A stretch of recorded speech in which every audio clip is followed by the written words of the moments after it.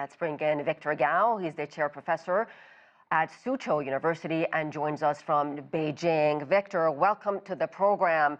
Can China play a constructive role in diffusing this crisis? Thank you very much for having me. Yes, indeed, China is playing a very important and constructive role right now when war has already broken out. And this war was not started by Iran. It is started by Israel, coupled with the United States. So the United States and Israel are engaged in this war of aggression against Iran, violating Iran's sovereignty and territorial integrity.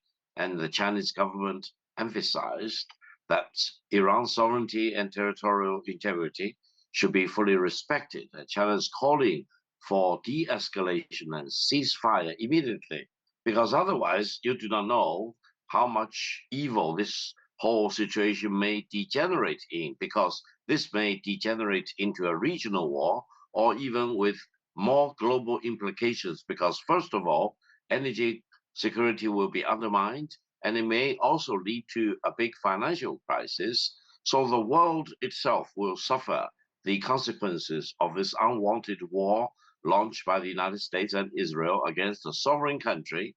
And Iran is now exercising full right of self-defense against the aggressors. So Victor, what about when it comes to international law and UN Charter? Do these military actions by US and Israel violate those?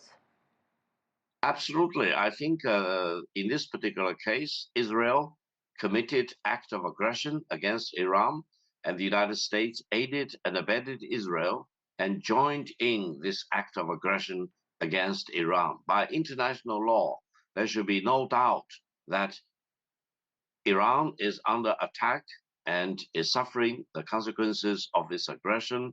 And I think Iran has full justification to fight back.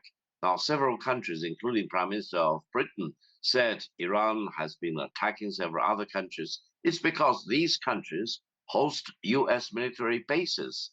And from these military bases, acts of aggression has been committed by the US troops and military facilities based in these countries. And I think by international law, Iran has full justification to strike back. But of crucial importance is what China is calling for: de-escalation and ceasefire, and go back to the negotiation table. It is truly a double standard for the United States to engage in negotiation all the time until the moment they struck at Iran. So Yeah. I think this has destroyed and undermined the trust the United States need to possess as a major power.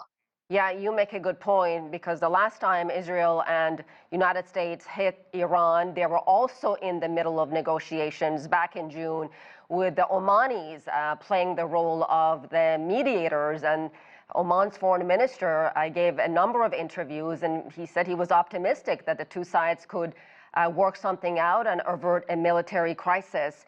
Let me move on to the United Nations Security Council.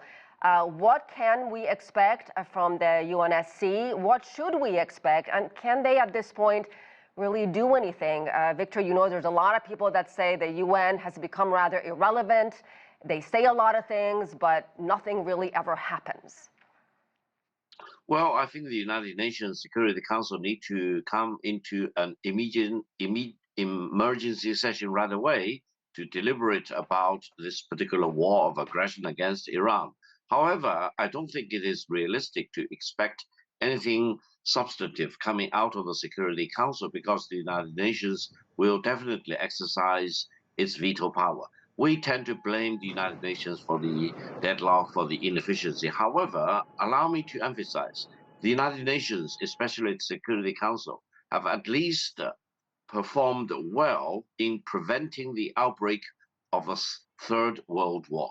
To that extent, I think, despite of all its imperfections, the United Nations, including the Security Council, have done its job. And I hope what Israel and the United States are doing right now, committing acts of aggression against Iran, will not lead to regional conflict or even global warfare, which may eventually lead to the Third World War. What damage was likely done to Iran's military and nuclear infrastructure back in June, Victor? You probably remember the Trump administration repeatedly told us Iran's nuclear program was obliterated. So my question to you is whether this time around, is it still about Iran's nuclear and military capabilities, or is it about something else?